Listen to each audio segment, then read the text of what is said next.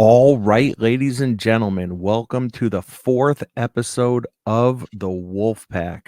I am the sports card therapist, Rob Gerard, and I am joined by my friend, my companion, and my life partner, Dave at DJ Sports Cards 86. Dave, how you doing, man? What's up, Rob? What's up, everybody? How is that for an intro, huh? Yeah, I just that was spectacular. I just gave you a bunch of titles you didn't even know that you had. Yeah, that was new to me, but some of Companion, it. life partner, I mean, listen, and that I'm just getting started, okay? So you'll probably have a couple more titles as we go on. But yeah, so welcome. This is the Wolfpack episode. If you are new to this, welcome. If you are not, you haven't missed much because we've only dropped 3 episodes basically. And this is episode 4. And what we're calling this is a dealer's perspective, not having a PC, question mark. And so yeah, basically, Dave and I, we're someone that well, before I get into all that, let me just say the best way to find us is on the Wolfpack content Instagram page. You could look up however it is you're listening to this or watching this, just look up the Wolfpack. And it's probably really hard to find because the Wolfpack is such a generic term that there's so many things out there that will pop up when you search for it, but it is what it is. If you have any issue finding it, you can message any one of us, whether if it's me, if it's Ken at Sports Card Lessons, if it's Tony and Oz from the Cousins Collectibles, if it is Craig or Carmine from Crosstown Cardboard, or if it's Dave. So shout out to everyone involved in that. And we're just taking it week by week over here. So Dave, how's it going, man? Yeah, it's going great, Rob. It's love being part of the pack, and I've had fun on episode 2. That was definitely a blast, and looking forward to putting out more content on the channel going forward. It's definitely been fun, and I feel like we all help each other out in many ways, just with our knowledge of different angles of the hobby and setting up at shows, which we'll talk a little bit about today. And it's been a blast.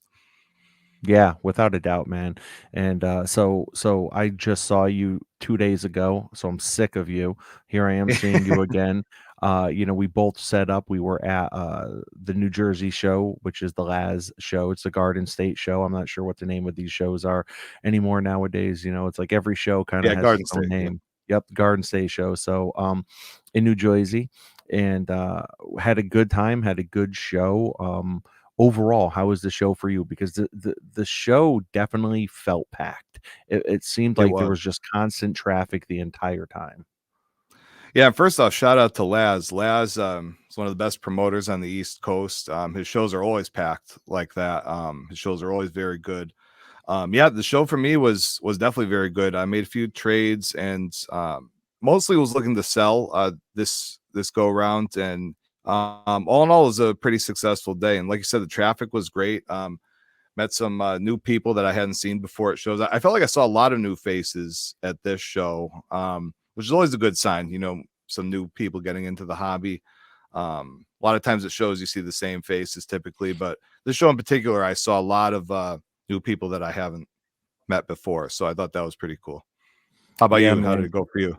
Yeah, no, definitely. Always, with a Laz show, even the bad shows or even the shows that are slower are never a bad show, I should say. You know what I mean? So, Yeah. it seemed like there was a lot of traffic. It seemed like, I was just talking to people the whole time, man. It was like nonstop. Uh, Tony from Cousins Collectibles came up and Tony set up with me and that was a great time. Ken was right next to me, you were right next to Ken, Craig was right behind me. So it was like, we had 5 of the 7 Wolfpack right there, which was really, really cool.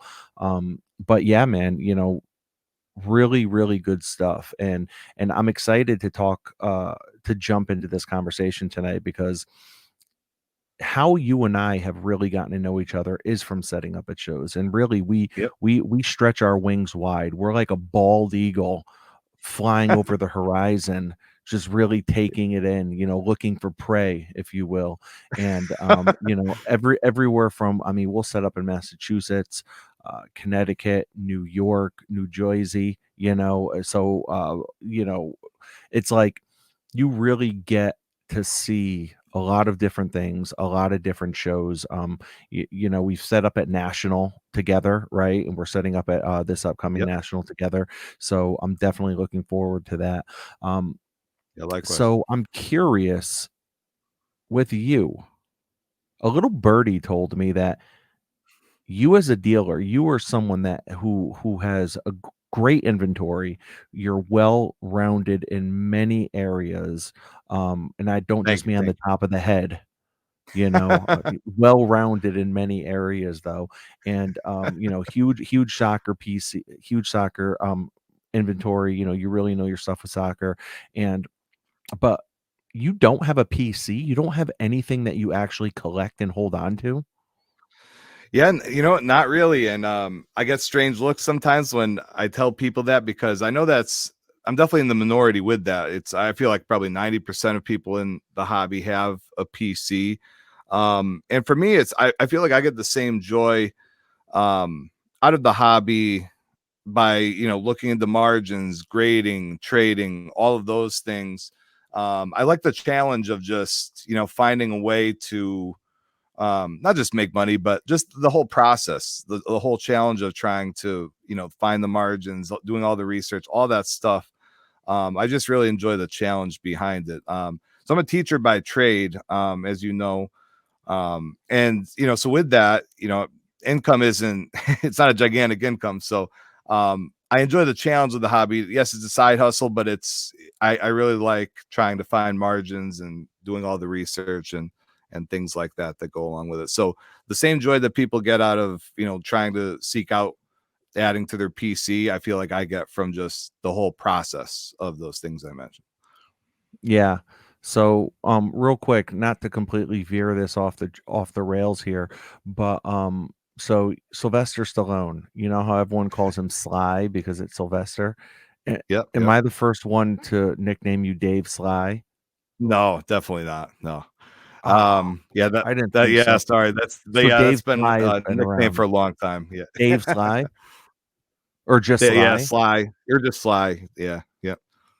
Is that That's is why when it, I saw it in the title today, it didn't really phase me because I've been called that you didn't even probably bat an thousands eye. of You times. were just like it No, was almost that's like, just me. Yeah. it was almost like a blinking, a staring contest. Like you saw it, you didn't even blink. You just like stared Yeah. it straight down. So yeah, because I named it the Wolfpack episode with Dave Sly, but I feel like that could be like maybe your hip hop name, Dave Sly. Like if Hey, you were to could drop, be. I mean, you don't have to drop an album, even DJ if you. Sly. What was that? DJ Sly, my middle name Listen, is I like Joseph. it, man. Some people call me DJ. That's another nickname. Wow, I love So it. there I we have love it. it. Yeah, and let's see, we have Timothy Luddy here who says his real nickname is the Oh yeah, Bulldog. yeah. What's up, Tim? Wow, Yeah, so Tim let's was go. my best man at my wedding. So Tim's known me for a long, long time. What's going on, Tim? Yeah, that's another nickname of mine from back in high school. So Wow. So, the yeah. Bulldog actually is another name for a 44 Magnum. Did you know that? A I 44 think I've heard that Bulldog. before.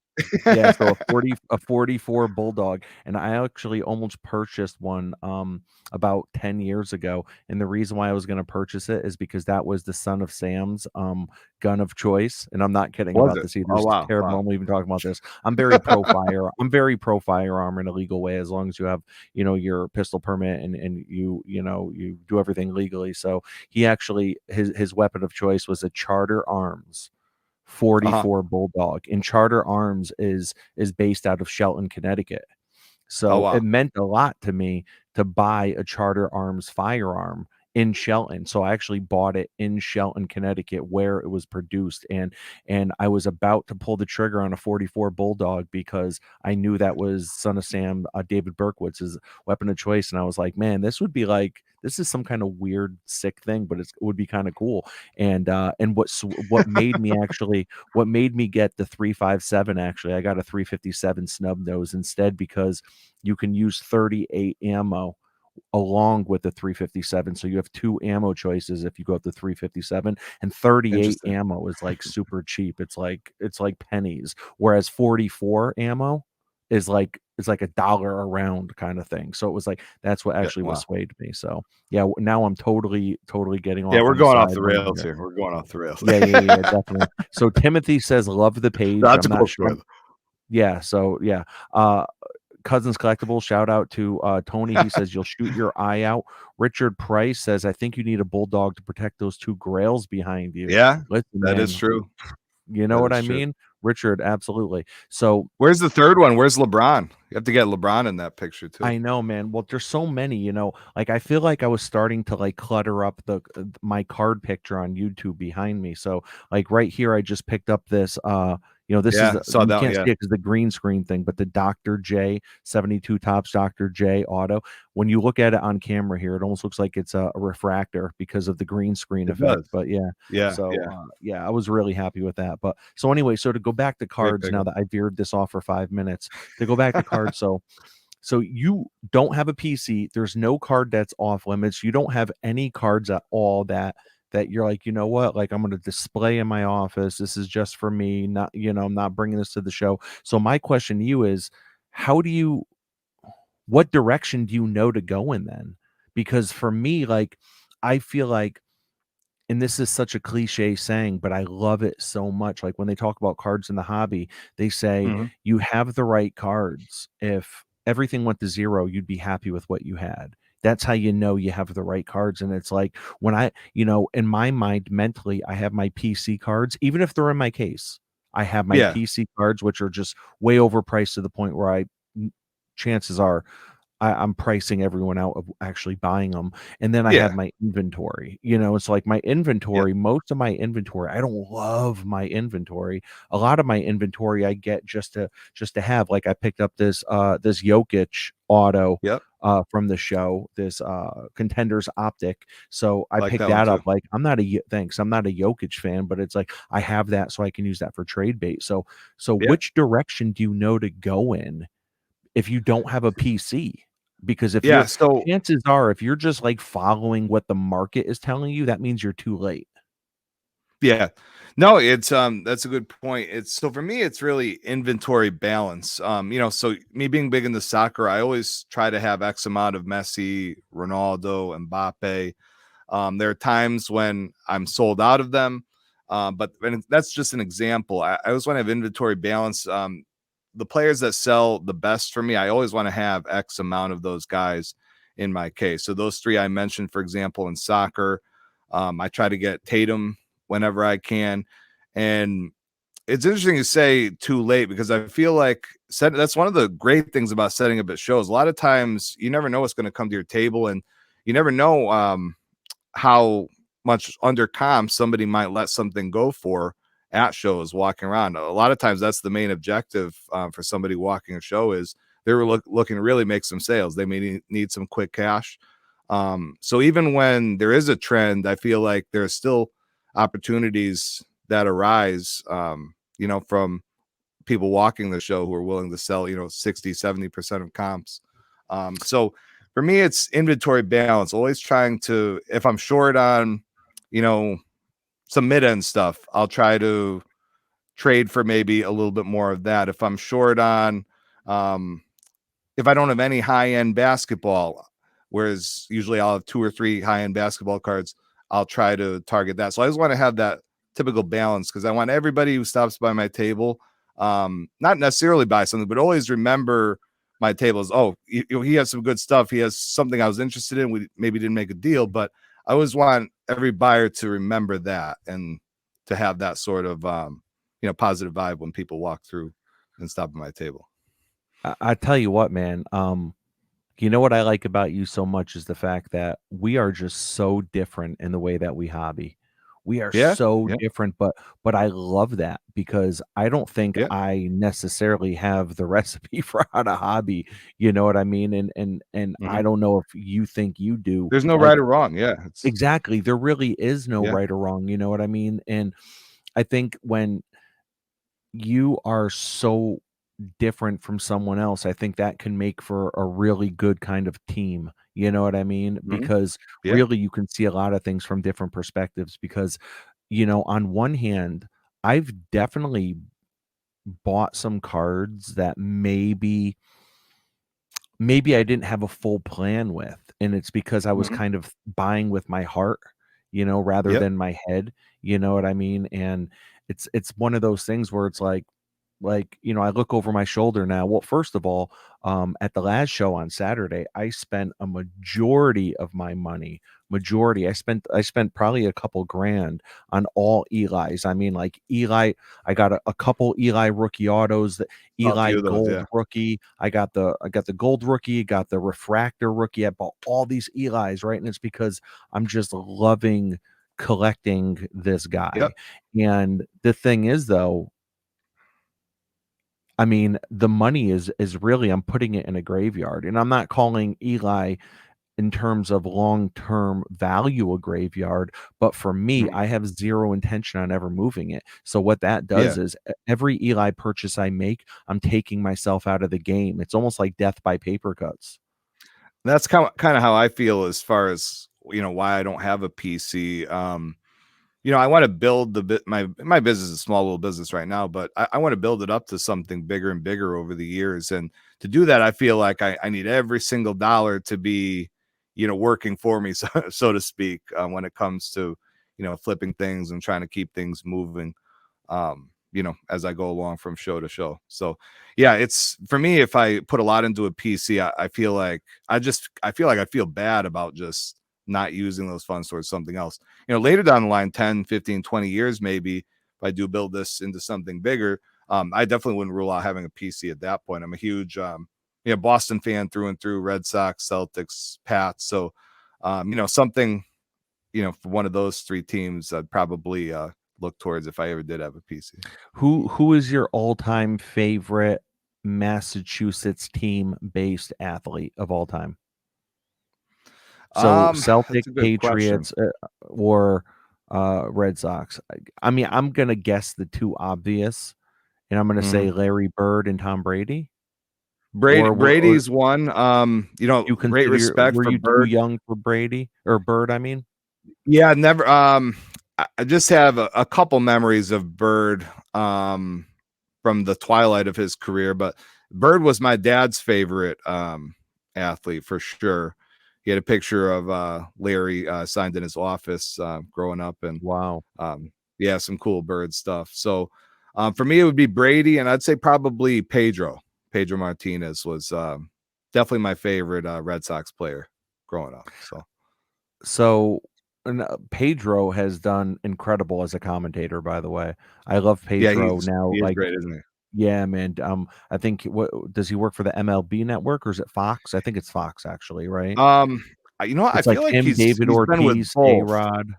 Yeah, both maybe, yeah. Ortiz is great too. Actually, Ortiz is right up there too. But yeah, Pedro, I was just amazed at some of his performances. So I many of his mean, performances.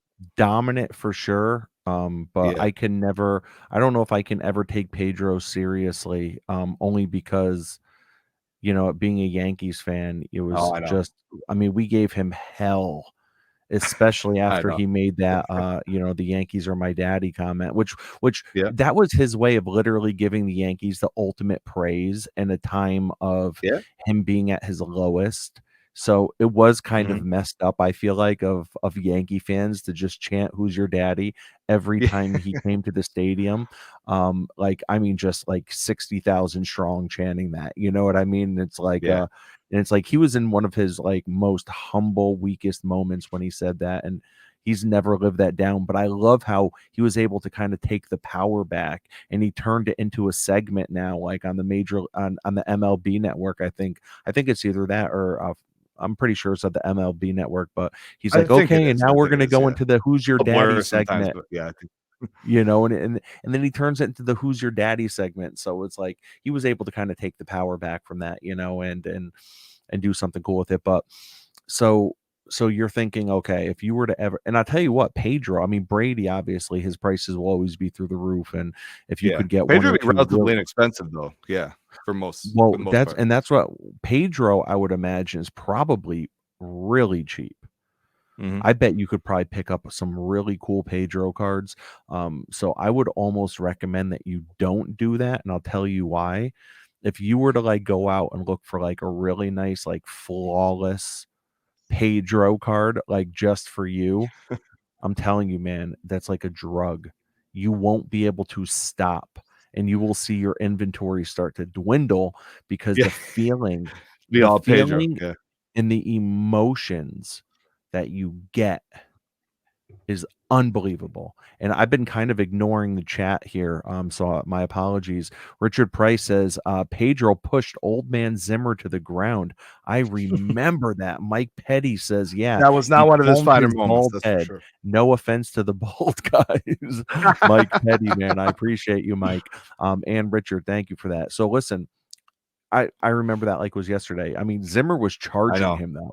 Zimmer yeah. charged him like How good were those games, by the way? Just in general, every one of them just A-Rod, unbelievable. A-Rod and Veritek, I know. A-Rod and Yeah. Veritek, and then listen, I personally feel like A-Rod got the best of Veritek, but I could be wrong. But I don't know about there's that one still shot where like if you just pause it right at the right moment, it was like the picture that was is everywhere now, and it shows like Veritek's face just mashing A-Rod or I his know. hand mashing A-Rod's face, you know? And I'm like, listen, that I felt like that picture was taken a little out of context, but Yeah, I've A-Rod seen it showed in so some many places, I public, know, just, oh, yeah, definitely, houses, I because mean, it everywhere, just it's says everywhere. so It's it crazy. says so much, I feel like, about not only that Yankees-Red Sox rivalry, but really that picture that we're talking about. I'm sure we're imagining the same exact one.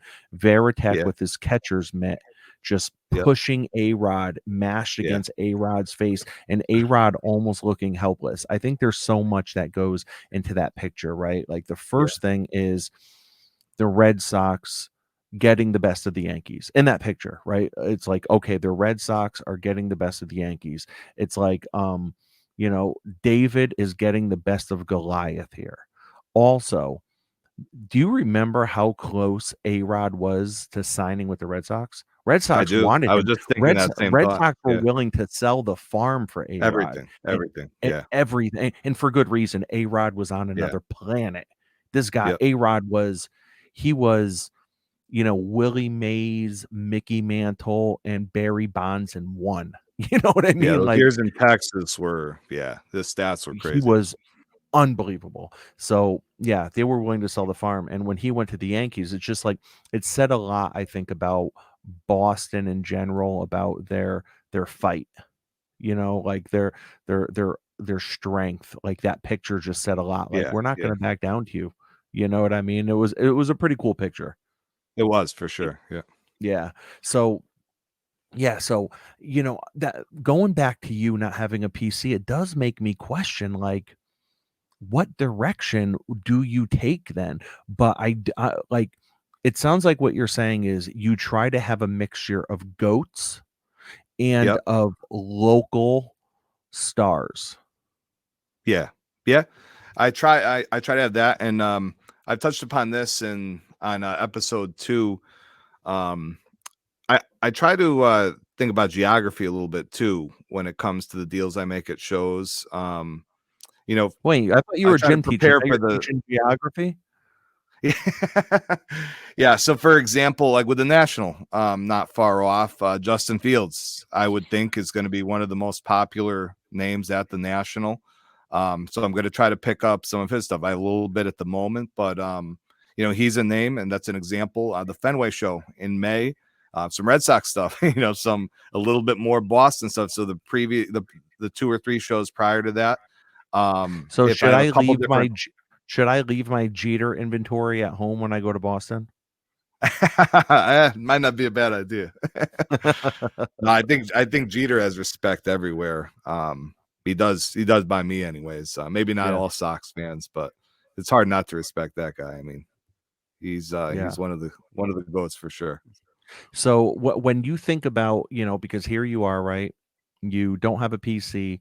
You're really going for goats slash local legends, but you're also Mhm. prospecting. I mean, you mentioned Justin Fields Yeah. and us going Yep. to Rosemont, Illinois. So when you think about your biggest flips or your biggest moves, your biggest come ups, your biggest deals that you've made? Have they Yeah. involved legends or have they involved prospects? So, a little bit of both, but I would say mainly the things I've made the most profit on have involved grading, just grading in general. I do a ton of grading. I think one of the biggest profits I made was Ansu Fati Mega Cracks rookie. I was in it for about 180 bucks, graded it for 30 bucks, and then it gemmed. I sold it for 2,500. So Wow. an example, yeah. So an example like that is was definitely one of my So better ones. you more than 10x your money. That's like an 11x right there. Yeah, yeah, that was one of the highlights. There's some similar ones to that, but yeah, grading is definitely where I make most of my money. I enjoy the process of you know taking a look at the condition of cards, and I have a Kurt's card care kit. So I'll take a look at the corners, try to That's roll a the mouthful. corners, stuff like that. Kurt's card care kit. Yeah, I'm Hey, sure what you've do you heard of got it, there, right? Dave? What do you got there, Dave? Oh, nothing much. Just Kurt's card care cap. Yeah, that 10 times fast. Yeah, I'm sure you've heard of it though, right? You probably have. I actually haven't. I Really? listen. I'll have to I send heard you a link about it. later. Yeah. No, listen. No, you don't need to. I don't really do much grading. I appreciate it, man. Like, so this is what I do, man. Like, so I heard it once before, and it was when you discussed it, I think, on episode 2 of the Wolfpack. Uh-huh. But I feel like with grading, it's so much. I don't know, man. It feels like a slippery slope. You know what I mean when it comes to That that subjective, because the human element to it is what you're kind of yeah, afraid of. man, Yeah. and it's like I hear you on I've that. I mean, definitely I've had a couple successes with yeah. grading. I definitely have. I've had a couple successes, but I could think of last year, and this is vintage, it's not modern, but I remember last year I said, "You know what? I'm going to try something new. I'm going to go hard in the paint and I'm going to drop Mhm. 10K over the next month or 2 on Yep. all raw vintage." So that's what I did. Literally Mhm. all raw vintage, 10K, 200 here, 500 here, 1,000 here, 2K here, 800 here, 700 here, blah, blah, blah. It ended up Yep. adding up. Probably got about 20, 25 cards, sent them all out to PSA. Okay, sent them all to Mhm. PSA. Now, mind you, it was when they were still doing the very expensive grading. So I think I was paying like 50 or $100 a card. So I made sure Yeah. that the Adds up. card values were worth at least 200 or more in order Yep. for it to make sense to grade at $100 Mhm. level. And by the time I had them all graded, and I think I was into it for like 12,500. Okay, between Mhm. all of the vintage cards raw and the PSA grading fee. Okay, when it came Yep. down to it, and I got all my grades back, and I got all the cards back, and I comped them all out. You want to know what the values added up to? What was it? Exactly 12.5, Exactly. Yeah. dude. Yeah, so I Exactly. would I would I broke categorize that even. as I'd categorize that as a negative experience. I would have Yeah. thought you would have made a whole lot more than that.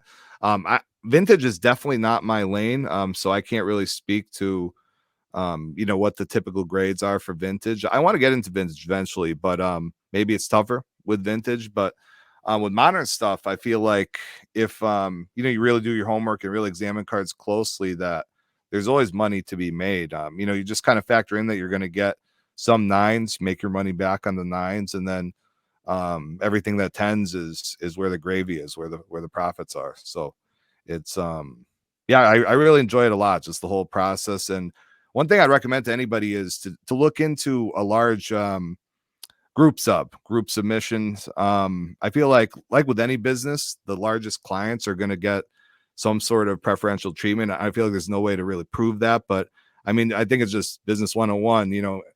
Even subconsciously, if you have the largest group submitter, one of the largest, PSA is going to be probably a little bit more favorable to them, and that's kind of my thought process as to why I'm in with large group submitters like that. It's just I don't know if it's true or not, but it's just kind of the way I feel the business world works. The biggest clients are going to probably get slightly more preferential treatment. Yeah. Yeah, no, definitely, man. Listen, makes sense. Makes sense.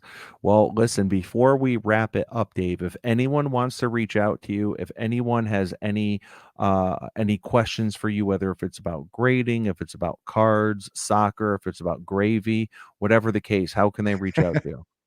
Instagram's the best place. What you see next to my name, DJ Sports Cards 86. Do a lot of story sales, posts about the shows I'll be set up at, and just content that I find interesting. Sometimes I try to have a good mix of stuff in my story every day. So thank you in advance for the follow, and yeah, I appreciate everybody, everybody who follows, and all my customers, and especially the pack, and everybody who I'm friends with, and who've done so much for me too in the hobby. So thank you to everybody. Appreciate you. Absolutely, absolutely. And I'm Rob Gerard again, sports card therapist on Twitter at card_therapist, YouTube, Instagram, Facebook, sports card therapist. And yeah, so the Wolfpack guys, this is what we're going to be doing once a week, every week. We're going to be releasing a new episode on our channels. So this video and the audio version of this is actually going to be released on Wednesday on the Wolfpack channels. We just decided to go live on Monday and get some people in the chat and get some viewers and yeah, so that's about it. Again, Dave, thank you very much, man, for coming on. It's Thanks, Rob. Appreciate it. always good talking with you, man.